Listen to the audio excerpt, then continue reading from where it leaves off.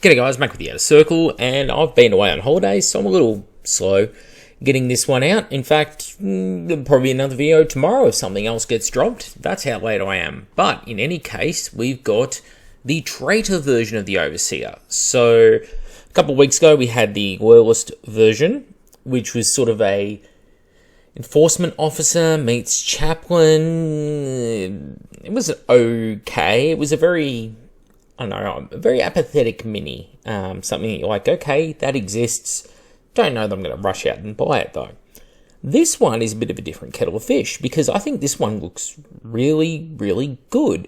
Yeah, okay, we've got the beaky armor, we've got the Mark 6, which is something we've grown very used to at this point, because it's the only armor they pick these days, it feels like, and it's a bit overused. I get that argument, and I've made it myself many times. But apart from that, I think it looks pretty good. It's doing a few things we haven't seen done in a while, which is actually spicing up the armor a little. We have chains wrapped around the greave on the right-hand side. We also have the trophy rack type item up above the backpack itself. And of course, we have the lovely looking demonic-faced helmet. I also like the inclusion of the pyramidal spiked shoulder pad as opposed to the standard rounded studs. And of course, the whip very much suits the idea of a traitor overseer who's looking after militia and solar auxilia. And the styling of it very much reminds me of the Wordbearer's Diabolist image that we got in, I think, Book 5 Tempest from memory. Back in the Black Books, way back in, I'm going to say 2015, maybe even 2014, that we got that book. So it gives you an idea of the vintage of this image, but that helmet and this one, very, very similar. So Wordbearers players, if you're into that conversion, you've wanted to do it, I would suggest taking the 40k Dark Apostle miniature and then combining this helmet with that miniature, and you could probably pull off this stunning 2014 look. Ooh la la. Now, other thoughts on this miniature. It's very much painted like a Sons of Horus miniature because it is a Sons of Horus miniature. This is not a Traitor miniature. This is a Sons of Horus miniature in disguise. And let's think about that. We have the golden skull hanging from the belt. Okay, it could be any skull, but the golden skull in particular. Also interesting, the skull has a bottom jaw still. Not sure what's holding that on. We also have the Eye of Horus icon, seemingly, on the skull up the top.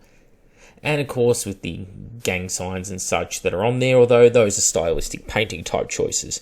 But it does look very much like a Reaver or a Sons of Horus character, as opposed to a true universal traitor.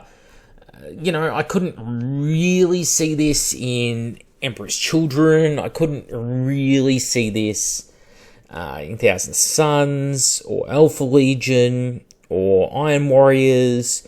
But I could definitely see parts of this in those forces. For example, with Iron Warriors, you put something like a Breacher helmet or an Iron Warriors sort of the Iron Skull face instead on this miniature. Maybe get rid of the trophy rack and put like a signaling backpack on there, like a Master of Signals type backpack, or the Vigilator's backpack. Then this would look very much more like a Iron Warriors miniature. So there are ways around it. I think this would be okay in the Night Lords. If anything, it's a little toned down for them. Something like Sevatar or a Night Raptor's helmet in place with the actual skull, as opposed to this demonic visage, would work much better. As I said, for the Wordbearers, I think this is a shoe-in for them, so all aboard on that. Also, having the pointing hand going out, very easy to cut off that hand and replace it with the melee weapon of your choice. For many people, that's probably going to be a Thunderhammer, but I would urge you, for the sake of the rule of cool, to try something else in its place. And one little quirk of this miniature that, you know, a lot of the new stuff falls down on is looking at the chainmail. It doesn't look very good because it's not real sculpted chainmail. It's too perfect. 3D CAD Designs does this a lot, where we have these patterns and they're just too smooth, too free-flowing. All the links are oriented the same way. Doesn't look quite right. You know, I'd love to see the designers just grab a couple of links when it's a mesh, when they're sculpting it, and just move a few of them around, you know, just to mix it up a little bit. But apart from that, I really like the miniature, and I also like the bear head. This is one of the better, more interesting bear heads we've got, because it's not absolutely hideous for a start. The damage that it has to the eye and the scar down the face is very appropriate, I think. There's a lot to like in this miniature. It's also pretty much posed in the same way as Asahadon and as, well, I'm going to say Horus Aximand, I think has the same pose as well, which is the Mark 6 with weight placed slightly more towards the left leg with the face turning to the left. Pops up a lot in Sons of Horus characters, and I think it's just because it's a good base to work from, because they, I think, first introduced that on Asahadon's model in the Sons of Horus range, which is one that I like to this day. Sons of Horus are not a force I've really worked on in the Horus Heresy personally. I've done a few miniatures here and there for friends for that particular army, but it's not one that I've actually played with. I've painted an entire battle fleet force for my friend Colin in the Sons of Horus scheme. In fact, I have to mail him some miniatures. I've been terribly slow on that. Don't you hate that when you got things you need to send off to friends and you're just sitting on them because you know they're for friends and you don't feel like there's a huge rush on it?